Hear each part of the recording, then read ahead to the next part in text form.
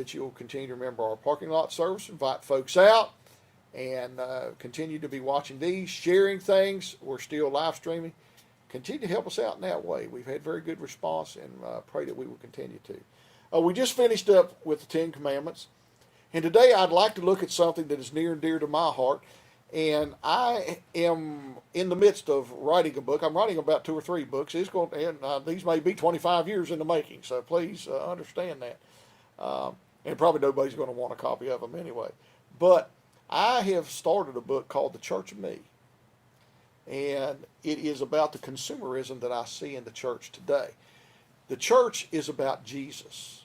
The church is supposed to focus on Him. In the NALC, the North American Lutheran Church, our first basic tenet, our first basic principle is this: we are Christ-centered. Christ-centered. Everything centers on Christ. Now, today we have become consumeristic in every way, shape, or form. You don't believe me? As soon as Apple comes up with their next new gizmo, you just wait. There will be people waiting in line for a week, putting tents up just to get their new gizmo. Now, I'm an old fogey. I could care less. I'll wait till the stuff goes down in price and everything else.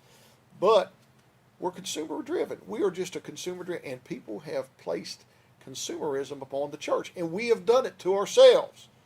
What happens a lot of times? Well, folks are so self-centered about this, and it's all about the individual. Consumerism is.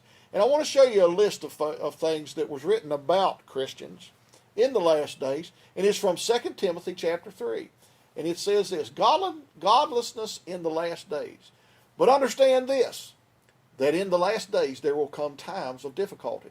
For people will be what? Lovers of self, lovers of money, proud, arrogant, abusive, disobedient to their parents, ungrateful, unholy, heartless, unappeasable, slanderous, without self-control, brutal, not loving good, treacherous, reckless, swollen with conceit, lovers of pleasure rather than lovers of God, having the appearance of godliness but denying its power.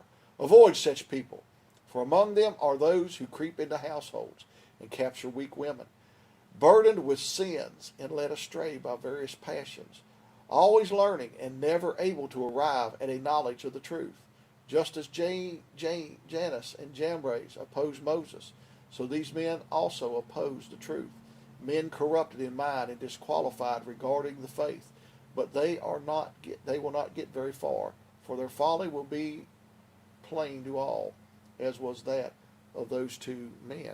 And we got to understand there's a consumerism happening, and it's all self-centered. Lovers of pleasure, lovers of self, people love themselves instead of loving God. This is why people are so willing to listen to heresy. People would rather you tell them what they want to hear than they are to read Scripture. We are so biblically illiterate in this country, and I'm talking even pastors today are biblically illiterate, have no idea, only regurgitate what they think folks want to hear or what they have heard from other things. You don't believe me about this individualism or this selfishness? Go to your so-called Christian bookstore when you're able and look at the great titles and works of art that you will find amongst us. And almost every one of them will have you, your best, your this, you that, you.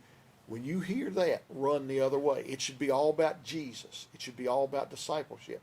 And I'm going to leave you with this, my last diatribe for today. I hear people all the time saying, well, you know what? I just don't get anything out of that worship service. That generally revolves around music.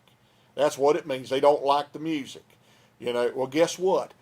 You're not supposed to get anything out of it, because guess what? We're not worshiping you. We're worshiping God. And many people worship.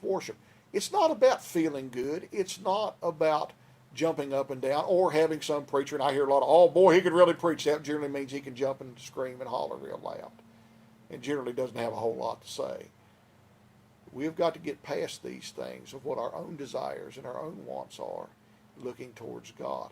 I pray today that we will go away from the church of me to back to the church of Christ, seeking His will and what He desires for us. Pray today that God will bless and keep you.